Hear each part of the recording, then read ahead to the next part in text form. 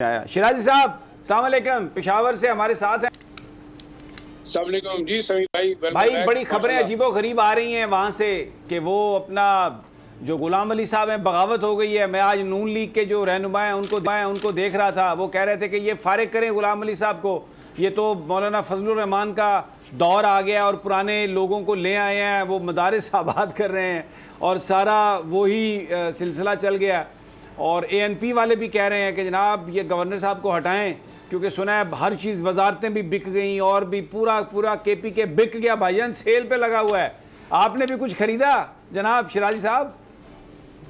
मेरे ख्याल में जी हम और आप जैसे साहबी समी भाई वो हम तो लोगों के लिए लड़ते रहते हैं, आखिर में जब पीछे मुड़ के देखते हैं तो सारों ने मुंह उधर किया होता है। तो खैर हमें तो कोई मेरे ख्याल में शायद कुछ हासिल वसूल नहीं है, लेकिन आपकी बात बिल्कुल दुरुस्त है। जो अवामी नेशनल पार्टी के सूबाई सदर हैं अहमद वली, वो मिले वज़ीर आज़म शहबाज शरीफ साहब से, उन्होंने एक लिस्ट दी कि जनाब ये तमाम कमिश्नर, डिप्टी कमिश्नर और असिस्टेंट कमिश्नर ये तो आपने लगा दिए हैं JUIF के और पीपल्स पार्टी के, तो मुझे तो ये गवर्नर बिल्कुल पसंद नहीं, आप इनको हटाएं।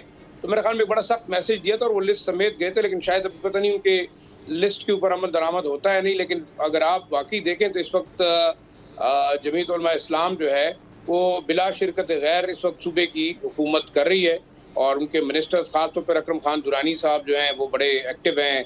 और अगर आप देखें कुछ दिन पहले जो मौलाना फजल रहमान साहब के भाई हैं ताउर रहमान साहब, उन्होंने भी गिला किया प्राइम मिनिस्टर से कि जी इस वक्त गवर्नर साहब जो है वो फुल कंट्रोल में। तो ये गिला बात सुने ना, ये गिला तो उनको चाहिए था अपने भाई से करते ताउर रहमान साहब, ये शहबाज शरीफ साहब से क्यों किया?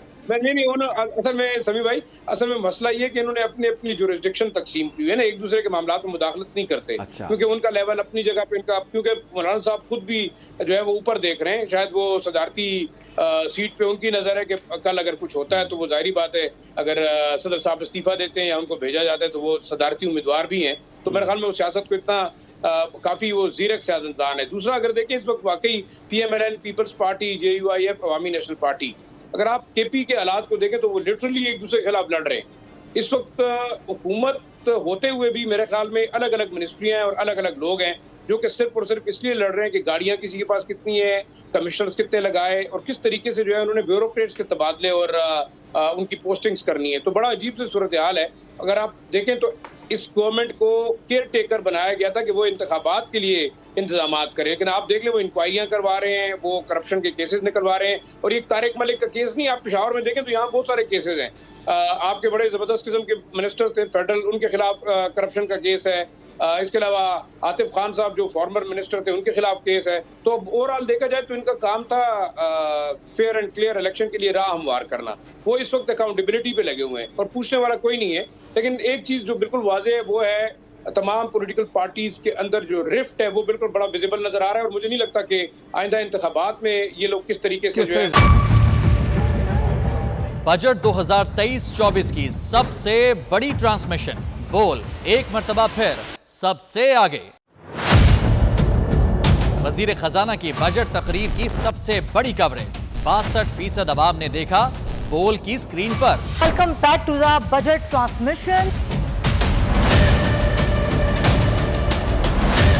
सबसे बड़े पैनलिस्ट और रिपोर्टर्स की बड़ी टीम ने बजट के लम्हे लम्हे की अपडेट से किया बाखबर अपनी आवाम को। गुजरात रजाक में यूँ कह रहा हूँ कि एक तरफ ये ख्वाहिश है कि लोगों को रिलीफ दी जाए, क्योंकि इलेक्शन सिर पर है, तो कोई ऐसा बजट दे जो पॉपुलिस्ट हो। क्योंकि बोल रखता है खबर के हर पहलू पर नजर, बोल है सबसे आगे सबसे पहले।